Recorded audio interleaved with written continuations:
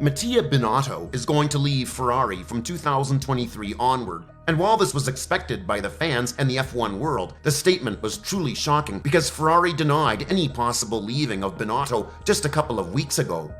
Still, the team isn't grieving for the Swiss engineer who has been part of them for 28 years and has already found a replacement.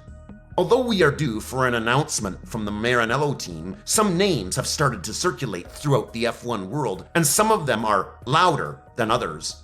So, who is the replacement for Binotto?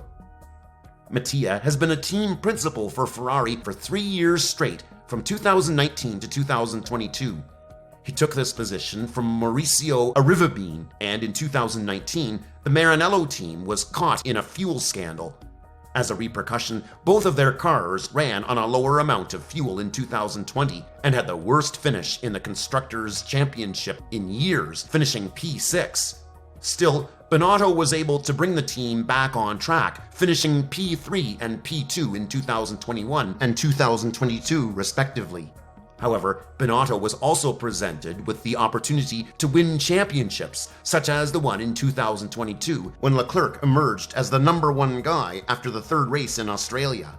The Monegasque had a 46-point lead ahead of Verstappen, who retired in the first and third races and went on to win the second one in Jeddah ahead of the Ferrari driver. Still, bad luck struck the Maranello team and Leclerc, with reliability issues and strategy blunders being the biggest foes to their championship aspirations. In Monaco, we've seen Leclerc being played dirty by his team as he lost 3 positions due to his team's blunders. Silverstone saw the same outcome, and the latter was the race where Leclerc decided that enough was enough and didn't speak with Binotto anymore. So, one couldn't help but wonder whether Leclerc is now happy that the situation unfolded the way it did for him and his future championship hopes. Prior to Binotto's departure, Leclerc was asked what he thought of the Swiss engineer as a team principal and about his potential departure from the team, to which the Monegasque had a very diplomatic and rather mysterious answer. He added, "I've learned not to think about it and not to comment. But generally, the best approach is for everyone to be on the same wavelength to make the right decisions together. It doesn't necessarily mean changing people, but it's about the way communication works between engineers, which needs to be clearer." Now that Leclerc's secret wish has been fulfilled, one can't help but wonder who will be the replacement for Binotto. Obviously, a couple of names are in the mix, and Frederic Vasseur is the loudest name that's been heard around the paddock. After all, Frederic was the guy that Leclerc worked under in 2018 in his rookie season in Alfa Romeo, and Vasseur had a massive impact on the Monegasque's amazing rookie season. On top of that, Vasseur and Nicolas Tot, the manager of Leclerc, are very close friends, and if there's one guy that Leclerc would pick to be his team principal, rest assured that it would be Vasseur. Now that the team has listened to Leclerc and gotten rid of Binotto, or forced him to retire, whatever you prefer, it would be logical for them to listen to the Monegasque and bring in a principal that would suit his needs.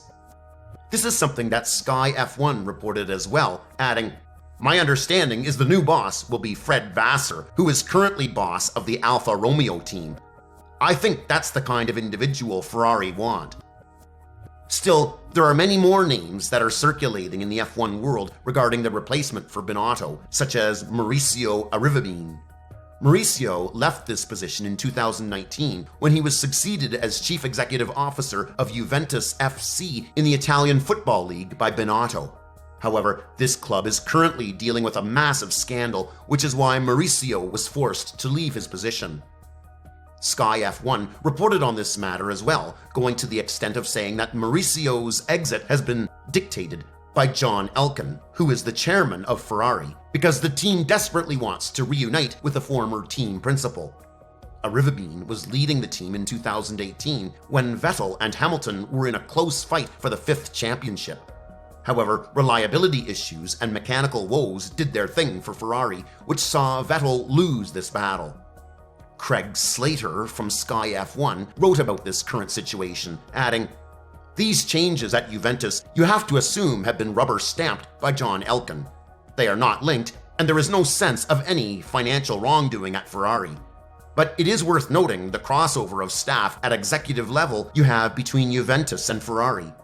The current chief executive of Juventus, who is on his way out but will stay there in a caretaker role to transition of the appointment of the new board, is Maurizio Arrivabene, who was Binotto's predecessor as a team principal.